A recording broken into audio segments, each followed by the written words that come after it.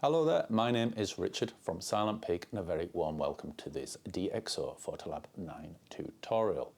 In this video I will show you how to take an image that looks like this and make it look something like this. However, this video isn't actually a sort of creative tutorial. Instead, it is the fundamental steps I take for almost every edit that I ever do in Photolab. Now, of course, there are many ways to skin this particular cat. However, this is the way that works best for me, and I invite you to try. Now, as I mentioned earlier, I am using Photolab 9. However, many of the steps are just as applicable to older versions of Photolab. Nonetheless, you might want to follow me along beat for beat, and you can, because in the description below there is a link to a free Photolab 9 trial. Now remember, if you do want to see more tutorials just like this one, please consider supporting the channel and hit that subscribe button. So before we apply any creative adjustments, we want to set our canvas, and by that I mean apply any corrections and cropping. The reason we do this first is if we sort of expose this photo to perfection now and then apply vignette corrections, it's basically going to brighten the image just a little bit more and undo all our good work, which is precisely why we want to do this first. Now, being DxO Photolab, vignette correction is already applied, but of course you can turn it off or sort of change its intensity. You'll also find automatic corrections for lens sharpness optimization and chromatic aberration, and also distortion correction, and if we disable that, you can kind of see what that's doing.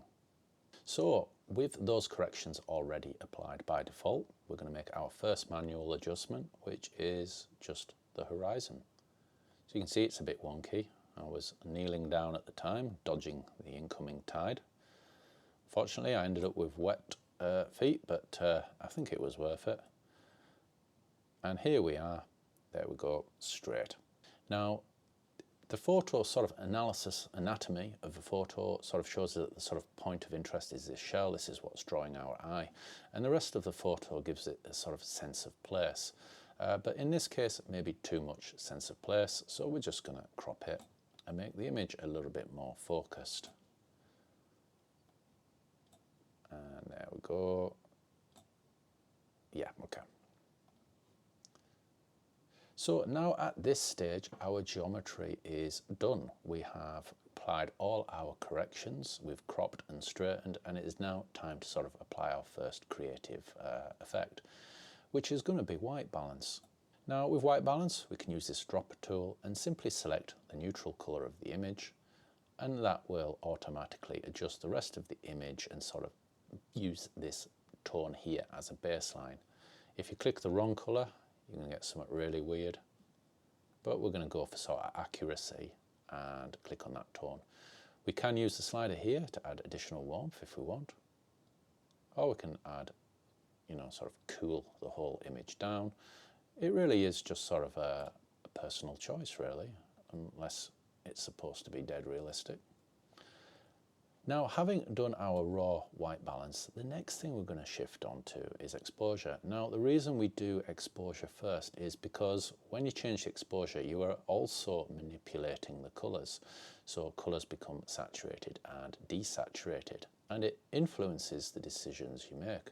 So to strip away that influence, temporarily we're going to render this image in black and white. So we do to the Colour tab and just click on black and white.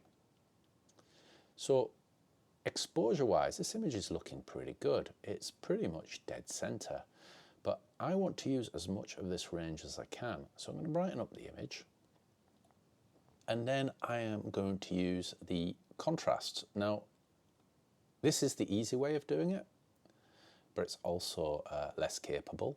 The best thing you could use is a tone curve. Now, if you're new to tone curves, the sort of simplest way you can do it is you put a dot sort of at the top, dot in the middle, and a dot at the bottom. So this one will adjust our darkest tones, the shadows, mid-tones, and our brightest tones, the highlights. So we'll start with pulling down the shadows, and really there's nothing sort of correct, so to speak. We're just looking for whatever looks good. And as you can see here, it's kind of a trial and improvement sort of process.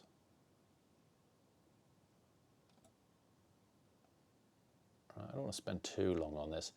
And also, if you're questioning my taste, the reason why I'm kind of overdoing this a little bit is because my image has to sort of leave my computer, float through a sort of soggy string, and end up on the screen of whatever device you're using. So it has to be a little bit vulgar to be seen.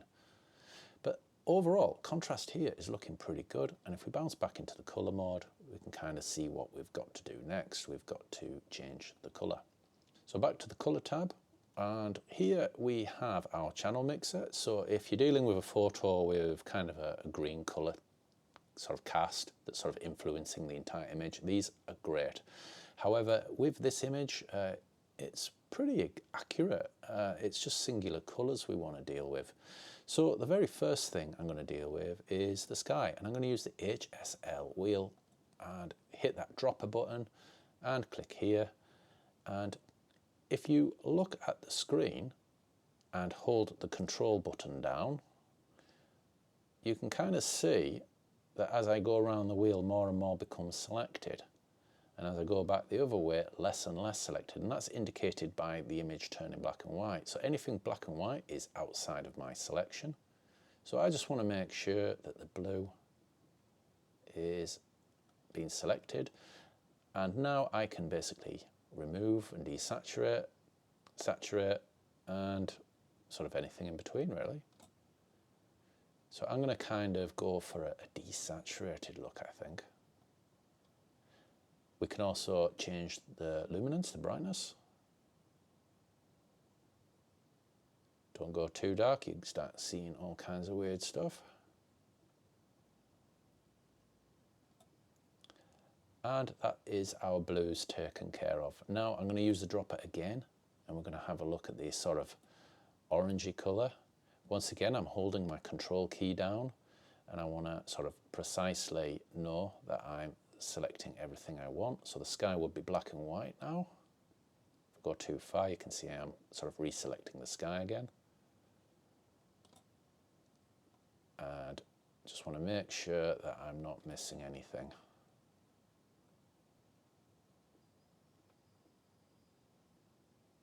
Okay.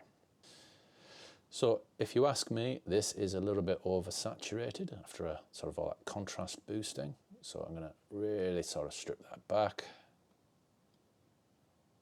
Again, this is a matter of taste.